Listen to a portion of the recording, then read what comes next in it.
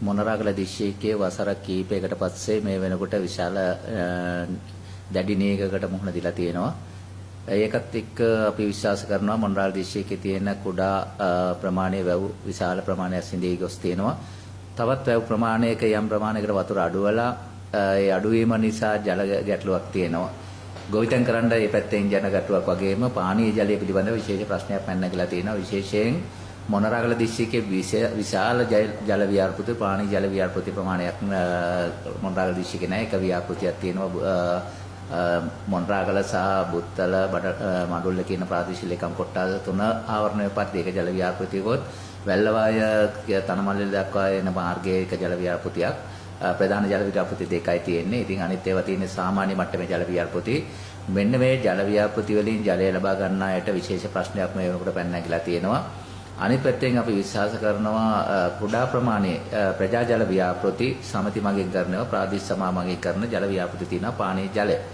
ඒතර මේ ජල ව්‍යාපෘති සියල්ලගෙම දැන් මේ මොහොත වෙනකොට ඒ ජල මූලාශ්‍ර බවට පත්වලා තියෙන කුඩා ඇලපාරවල් ඒ වගේම ගංගා ඒ වගේ ආශ්‍රිත ප්‍රමාණයන් සියල්ලම ජලය උල්පත් ජලය අඩුවලා වියලි තත්ත්වයටපත් වෙන්න ආසන්න ප්‍රමාණයක තියෙනවා. ඉතින් ඒ නිසා පානීය ජලය පිළිබඳ ගැටලුවක් තියෙනවා.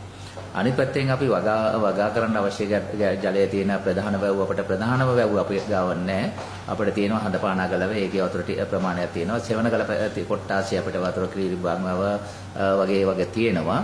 ඒ වගේම මොනරාගල පැත්තෙන් ගත්තොත් මුතුකණ්ඩි සියමලන්නේ මුතුකණ්ඩේ ජලාශය ඊට පස්සේ කොටියාගල තිමලේ වගේ ජලාශය වල තමයි අපිට තියෙන්නේ. ඒකෙන් මුතුකණ්ඩි ජලාශයේ යම් වතුර ජල ප්‍රමාණයක් තියෙනවා. අර කොටියාගල සහ ඇතිමලේ සැලකතු ප්‍රමාණයකින් අඩු වෙලා තියෙනවා. ඒතර මේ නිසා ජල ගැටලුවක් තියෙනවා. අපේ ජල ගැටලුව පිළිබඳට 7 වෙනි මාසයේ 21 වෙනිදා දිස්ත්‍රික් ලේකම්තුමාගේ ප්‍රධානත්වයෙන් සියලුම අදාළ බලධාරීන් සමග සාකච්ඡාවක් කරලා ප්‍රාදේශීය පළාත් පාලන ආයතන සහ ඒ වගේ සභාපතිවරු එකතු කරලා තිබුණා. ඊළඟට ඒගත්තු තීන්දුවත් සමග නවත වතාවක් අපේ 7 වෙනි මාසේ 31 වෙනිදා දිස්ත්‍රික් සංවර්ධන කමිටුවක් දිස්ත්‍රික් ඇඳෙව්වා. අපි මේ තියෙන ජල ගැටලුවට මුහුණ දීම සඳහා ගත යුතු ක්‍රියාමාර්ග සාකච්ඡා කරන්න තමයි ගත්තේ. එතකොට අපි ඒකදී ගත්ත තීරණය තමයි එකක් මේ තියෙන ජල මූලාශ්‍ර පිළිබඳ දැන් තියෙන තත්ත්වය පිළිබඳ සමාලෝචන වාර්තාවක් හදාගන්න කතා කරා සතියක් ඇතුළත. ඊට අමතරව දැනට පානීය ජලය හිගයට මුහුණ දීලා තියෙන ග්‍රාම සේවා සමනවද? ඒ ග්‍රාම සේවා සමවල කොච්චර ප්‍රමාණයක් ජලය හිගයට මුහුණ දීලා තියෙනවද? ඒ වගේම අනිත් පැත්තෙන් අපිට ජල අමතර ජලය ලබාගත හැකි මූලාශ්‍ර මොනවා හරි තියෙනවද? වගාලින් වගේ අත්තරලා පාවිච්චි කරන්න පුළුවන් වගාලින් වගේ ඒවා තියෙනවද? නළලින් කොච්චර ප්‍රමාණයක් කැඩලා තියෙනවද? ඒවා හදන්න ඕනේද? මේ පිළිබඳ සමස්ත වාර්තාවක් සතියක් තුළ වගේ කාල සීමාව තුළ ගන්න අපි තීරණය කළා තියෙනවා. ඒ වගේම දිස්ත්‍රික්කයේ තියෙන පුජ්‍යලික සහ රාජ්‍ය කියන ආයතනවල තියෙන ජලය බෙදාහැරීමේ බවුසර් පිළිබඳ වාර්තාවක් අපි ගන්න සාකච්ඡා කරලා තියෙනවා. ඒ සියල්ල පිළිබඳ සමස්ත වාර්තාවක් කරගෙන ඒ සඳහා යන වියදම් ඇස්තමේන්තුවකොත් අපි හදාගන්න කියලා තියෙනවා. ඉදිරියේදී මේ ජල ගැටලුව විසඳීම සඳහා යම් ක්‍රියාමාර්ගයක් ගන්න. දැනට අපි ඒ දක්වා සාකච්ඡා කරලා තිනවා. ඊට අමතරව දැනට පළාත් පාලන ආයතන 7ක වගේ ප්‍රමාණයකින් ජලය බෙදාහැරීමේ කටයුතු යම් ප්‍රමාණයක් සිදු වෙනවා. විශේෂයෙන් මොනරාගල නගරයේ ගත්තොත් විශාල ප්‍රමාණයක ජලය ගැටලුවක් තියෙනවා. සතියේට දවස් 6-5කට විතර සැරයක් තමයි වතුර ලැබෙන්නේ.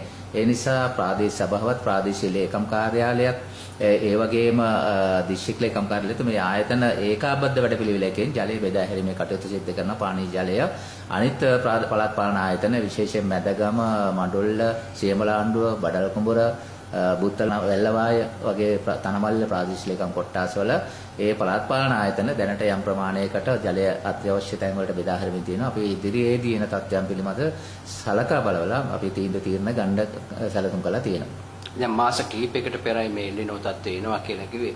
එතකොට හදපු සැලසුම් තිබුණාද? නැත්නම් ඒ සැලසුම් දැන්ද ක්‍රියාත්මක වෙන්නේ කොහොමද? නෑ, විශේෂයෙන් ගත්තොත් එහෙම මොනරාගල දිස්ත්‍රික්කයට දැන් අවුරුදු ගණනාවක් මේ කියන ප්‍රධාන ජල ප්‍රශ්නයක් ආවේ නෑ. ඒකට හේතුව තමයි වර්ෂාපතනය කලින්ට සාපේක්ෂව මොනරාගල දිස්ත්‍රික්කයේ සෑම මාසයකම වගේ වර්ෂාපතනය තිබුණා. ඒකත් එක්ක ලොකු ගැටලුවක් ආවේ නෑ. හැබැයි ඊට කලින් අවුරුදු 10කට 12කට කලින් මේ මට්ටමට නැතත් යම් කිසි ප්‍රශ්නයක් ආව. ඒ ආපු හැම අවස්ථාවකම සාමාන්‍ය ක්‍රමවේදය තමයි බවුසර් මගින් ජලය බෙදාහැරීමේ කටයුතු තමයි සිද්ධ කරේ.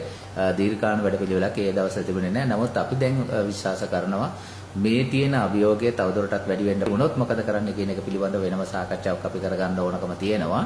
නමුත් අපි දීර්ඝකාලීන උත්තරයක් විදිහට එකක් තමයි අපිට ජලය රඳවා ගන්න දැන් මොනරාගල දිස්ත්‍රික්කයට අදාළ ප්‍රධාන ගංගා පද්ධතියක් තියෙනවා. නමුත් ඒ ගංගා පද්ධතියෙන් මේ දක්වා ඉදිකර තියෙන වැව් ජලය මොනරාගල දිස්ත්‍රික්කයට පාවිච්චි කරගන්න අමාරුයි.